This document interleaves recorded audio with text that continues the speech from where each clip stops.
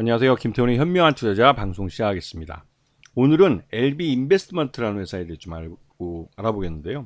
이 회사는 상장한 지 얼마 안 된 신규 코스닥 상장 기업입니다. 그리고 창수사죠. 벤처캐피탈.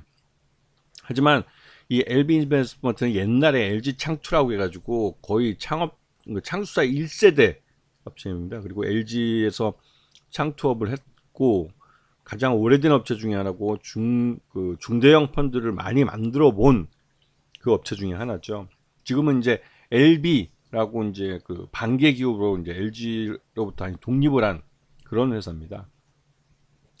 이 회사는 기존에 유니콘 기업이라고 부를 수 있는 매출, 그러니까 1조 원 규모의 시장 가치를 갖고 있는 기업들을 많이 투자해 본 업체입니다. 하이브나 카카오 게임즈 같은, 그리고 펄어비스 같은 업체를 실제 투자해 봤고, 크라프톤도 투자를 한 업체이기도 하죠. 그리고 현재 무신사와 커리에도 지금 투자를 해 놓고 있는 상태입니다.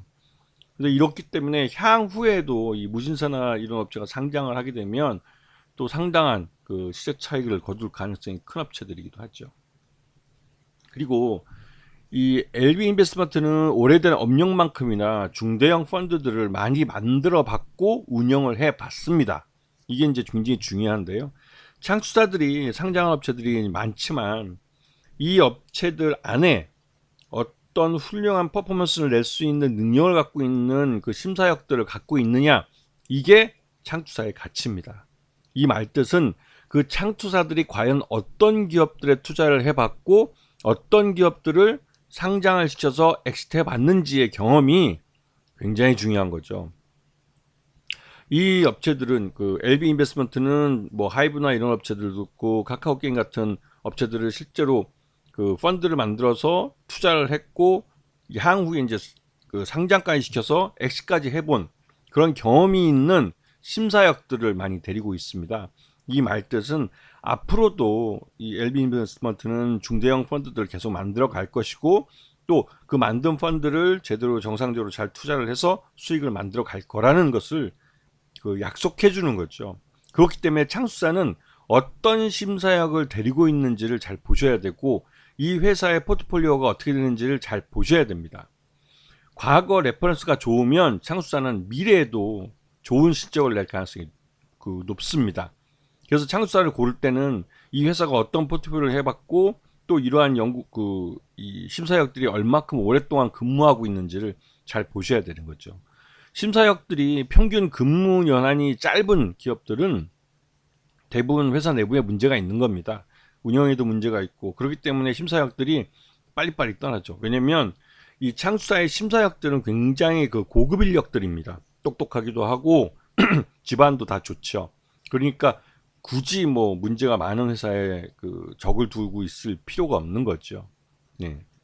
자, 그리고 좀 전에 말씀드렸듯이 얼마나 많이 이제 엑시트를 해봤느냐, 이게 중요한데요. 요즘은 이제 IPO뿐만 아니라 M&A나 세컨더리 펀드, 특히 이제 세컨더리 펀드 같은 경우는 제대로 이 회사가 성장하지 못해서, 그런데 기존에 만들었던 펀드가 만기가 됐기 때문에 세컨더리 펀드를 만들어 가지고 돌리는 거기 때문에 그거는 좀 실질적인 엑시트라고 볼 수는 어렵고, IPO와 M&A 등을 통해서 엑시트하는 경우에는 실제로 갖고 있는 지분을 팔아서 현금화할 수 있기 때문에 실제로 돈을 번 거라고 할 수가 있겠죠.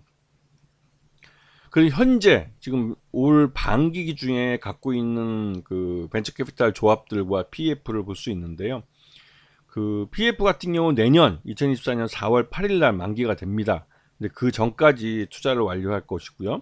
이미 이제 투자는 이제 끝나서 이제 쿠킹하고 있는 기간이고, 그 위에 벤처 캐피탈 같은 경우는 올해 2023년 6월 달에 창조경제 바이오 펀드는 이제 투자 종료했고, 그다음에 그 앞에 LB 선도기업 투자펀드 20호는 작년에 이제 청산 중에 있습니다. 그리고 실제로 운영 중이라는 거 이제 한참 투자를 하고 있는 거고, 투자 종료라는 것은 이미 갖고 있는 현금을 다 소진해서 투자가 완료된 상태에서 이제 쿠킹하고 있는 의미를 갖고 있습니다. 그래서 이 만기가 돼서 이게 해산이 청산이 되면 실제로 배당에 대한, 그러니까 이 운영 수익에 대한 보너스도 받게 되고 해서 회사 실적이 확실히 좋아집니다. 그래서 이제 이런 만기가 되는 펀드들을 잘 보셔야 되는 거죠. 만기 년도가 그때 이 펀드가 잘 운영이 됐다 하면 그 창수사는 보너스를 많이 받게 되는 거죠. 이런 것들이 실적에 영향을 미치기 때문에 이런 것들도 잘 체크를 하셔야 됩니다. 자, 이 LB 인베스트먼트의 올해 반기 실적을 놓고 보면 작년과 비교해 봤을 때 올해 상장을 예비해둬서 나름대로 잘 포트폴리오를 짜놨습니다. 수익이 나는 그 포트폴리오를 짜놨고 그에 따라서 반기 순이익이 한 30억 정도 발생했는데요. 작년과 비교했을 때 한 3배 정도 실적이 늘어난 그런 결과를 가져왔죠. 이게 이제 상장을 대비해서 이렇게 좀 최대한 실적을 붐업시켜 놓은 것이기 때문에 이 실적이 계속 간다는 보장은 없습니다. 다만 지금 상반기 실적만 놓고 봤을 때 이 회사의 적정 주가 4,000원 정도로 평가가 됩니다. 근데 중요한 건 이 회사의 최대주가 79.5%나 갖고 있다는 것이죠. 이 말씀은 실제로 유통 가능한 주식수가 20% 정도밖에 안 된다는 소리입니다. 근데 여기다가 갑자기 이 회사가 자사주 취득과 자사주 취득을 이번에 공시를 하면서 주가가 이제 다시 급등하기 시작했죠. 왜냐하면 최대주 지분이 거의 대부분이기 때문에 20% 유통 가능 주식 중에 상당 부분을 이 자사주 취득이 가져갈 것이고 이 회사는 최대주 지분이 19.5%이기 때문에 향후 적극적인 주주 환원 정책을 내놓을 가능성이 커요. 왜냐하면 배당을 하더라도 최대주주가 가장 많이 가져가기 때문에 배당도 고배당으로 갈 가능성이 크고 분기 배당을 할 가능성도 큽니다. 그리고 자사주 취득과 소각을 통해서 근데 너무 자사주 취득과 소각이 너무 심해지면 유통 주식수가 너무 줄어들어서 문제가 있기 때문에 그런 부분들을 조심하면서도 이 자사주 취득과 또 소각을 하겠다고 했으니까요. 그렇기 때문에 이 회사는 품절주가 될 수밖에 없는 상황입니다. 지금 LB 인베스트먼트가 상장을 해서 초기 상장했을 때 공모가도 그렇고 좀 초기에는 주가가 굉장히 많이 고평가됐었지만 결국은 실적대로 주가가 돌아갑니다.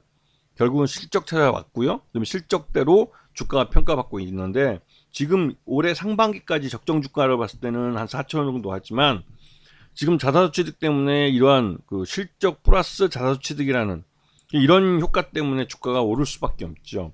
이제 그런 부분들이 주가에 반영이 돼서 향후 이제 바닥을 다졌기 때문에 우상향하는 차트를 그릴 가능성이 크죠. 특히나 실적이 얼마큼 좋아지느냐가 문제인데 나름대로 올해는 긍정적인 실적이 나올 가능성이 커 보입니다.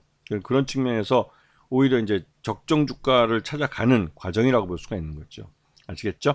자, 오늘 방송 여기서 마치겠습니다. 감사합니다.